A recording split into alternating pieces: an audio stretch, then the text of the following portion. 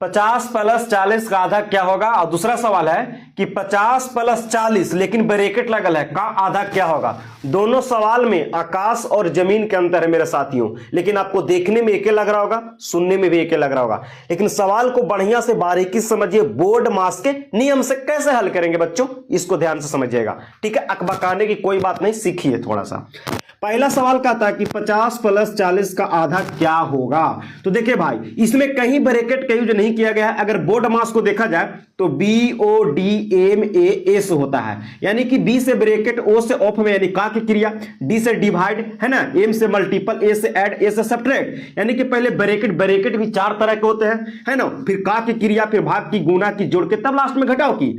तो अगर पहला सवाल को देखा जाए मेरे भाई तो 50 प्लस 40 का के मतलब गुना होता है, का के मतलब गुना, और आधा के मतलब 1/2 होता है मेरे भाई। तो आधा के मतलब 1/2 कहते, 40 का आधा बोला है ना कि 50 प्लस 40 का के क्रिया मतलब गुना, आधा मतलब 1/2 क्या होगा। अब इसी को हल करेंगे मेरे साथी, तो अब जो आएगा वो मेरा आंसर होगा। तो 2 से 40 कट जाएगा मेरे भाई 20 बार में, ठीक है, और 50 हो गया प्लस यहां पे 20 से 1 में गुना कीजिएगा तो 20 हो जाएगा मेरे भाई।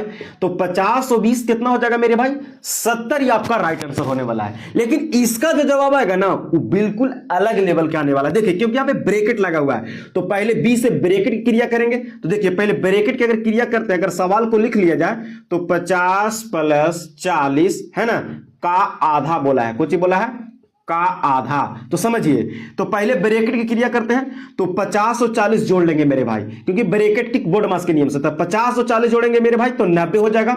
अच्छा, और 90 हो गया। अब का के मतलब गुना, और आधा के मतलब 1/2 होगा मेरे भाई। तो 2 से है ना, आधा का मतलब 1/2 होता है, 2 नहीं होता, आधा का मतलब 1/2 होता है। तो 2 से 90 कटेगा 45 बार में, और 45 से 1 में गुना कीजिएगा तो 45 इसका राइट आंसर होने वाला है। तो उम्मीद करते हैं कि दोनों सवाल को हम आपको समझाने में कुछ हेल्प किए होंगे। तो बच्चों की मानसिकता थोड़ा सा चेंज हुआ होगा, है ना, क्योंकि आपको से सवाल में जो पूछेगा एग्जामिनर वो आपको दिमाग को तो चेक करने के लिए देता है। तो आप किस तरीके से सोचते हैं, आप दोनों में ऑप्शन दे लगा 45-45, आप लोग मार दीजिएगा, गलत हो जाएगा। तो दोनों सवाल को पहले पकड़िए कि सवाल कह क्या रहा है। सवाल इतना आसान भी नहीं है और उतना हार्ड भी नहीं, नॉर्मल चीजें हैं। वीडियो अच्छा लगा लाइक कर दीजिए, एक कमेंट कर देते हैं तो बहुत अच्छा, और एक शेयर कर देते हैं तो मजा है। तब तक के लिए धन्यवाद।